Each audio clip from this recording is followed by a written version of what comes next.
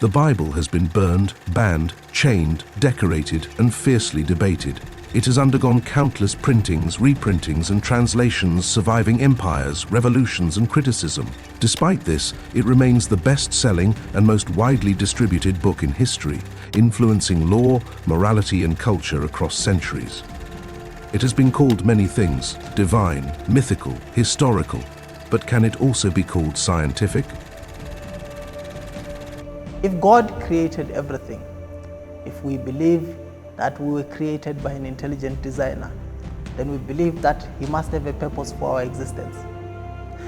If He has a purpose for our existence, He must have a way of communicating that purpose to us. Every religion in the world that believes in a greater power, in an intelligent designer, has some form of communication with that said power. Christianity believes that God's way of communicating with us is through the so-called Word of God, the Bible. But a question then remains, because a lot of people still believe that since the Bible was written by humanity, how then can it be God's communication with humanity? The Bible itself claims that these very human beings wrote not what they thought, but they were inspired by the Spirit, which is the Spirit of God. But however, it still raises a question: how can we know, how can we prove that indeed these human beings that wrote the so-called Word of God were indeed inspired by God? How do we know that they didn't simply write things that would further their ends? A religion whose content cannot be tested for historicity runs the risk of being nothing but a delusion. Christianity is not some harmless delusion, as many suppose. So faith in God and in the Bible's authenticity is underpinned by substantial historical and philosophical evidence. The scientific method demands that. It demands that the proof of the concept must be found outside the concept itself. We cannot use the Bible to prove that the Bible is correct. That is what science requires. And therefore, is there any way we can prove outside of the Bible that the Bible is indeed the Word of God?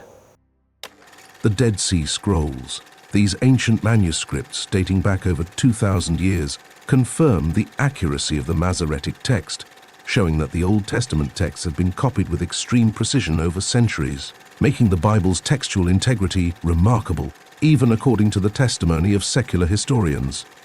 The Tel Dan inscription. This 9th century BC inscription refers to the House of David, confirming that King David was a real historical figure. The Moabite stone. It mentions King Omri of Israel, verifying biblical accounts in 1 Kings 16:23-28. The Hittite civilization. Once thought to be a biblical myth, the Hittites were confirmed by archaeology in the 19th and 20th centuries. Assyrian records. The annals of King Sennacherib confirm his campaign against Judah, aligning with 2 Kings 18-19. Babylonian chronicles. These tell of the fall of Jerusalem and the exile of the Jews, as described in 2 Kings 25 and Jeremiah 52. Belshazzar, a figure mentioned in the book of Daniel, was long considered by scholars to be a biblical invention due to a lack of historical evidence. However, a series of archaeological discoveries over the past 2 centuries have substantiated his existence and role in Babylonian history.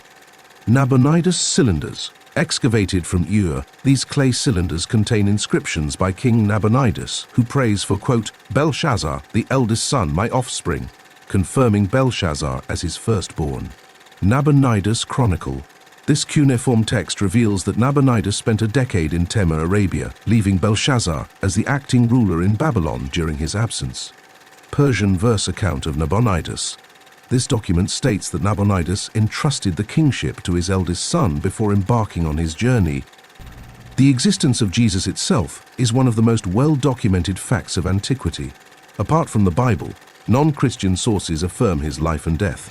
Pontius Pilate inscription. A stone inscription found in Caesarea confirms Pilate's role as governor of Judea as mentioned in the Gospels. Tacitus mentions Jesus' execution under Pontius Pilate. Flavius Josephus references Jesus and his crucifixion. Pliny the Younger describes early Christians worshipping Christ as God. Many religious writings fail to pass the scientific test because a lot of their claims do not respect basic laws of nature, but here is how the Bible does. Geographical accuracy. Locations such as Egypt, Babylon, Nineveh, and Jerusalem are described with precise detail, matching historical maps. Medical and sanitary laws found in Leviticus show an advanced understanding of hygiene that predates modern medicine. The water cycle found in Ecclesiastes 1:7 and Job 36:27-28 described the water cycle accurately, long before modern meteorology. And most notably, the claim of a universal flood that wiped out all but 8 souls and a boatload of selected animals.